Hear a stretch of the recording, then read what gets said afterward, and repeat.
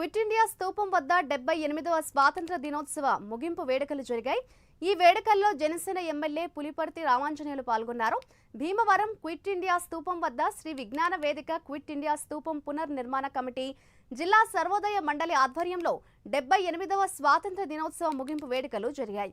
ఈ కార్యక్రమంలో జనసేన ఎమ్మెల్యే పులిపర్తి రామాంజనేయులు మహాత్మా గాంధీ విగ్రహానికి పూలమాలలు వేసి నివాళులర్పించారు. అనంతరం క్విట్ ఇండియా ఉద్యమంలో అమరులైన త్యాగదన్ల కుటుంబ సభ్యులను సత్కరించారు. క్విట్ ఇండియా ఉద్యమంలో భీమవరం ప్రాంతానికి చెందిన 4 స్వాతంత్ర సమర యోధులను బ్రిటిష్ వారు పొట్టన పెట్టుకున్నారని రామాంజనేయులు ఆవేదన వ్యక్తం చేశారు.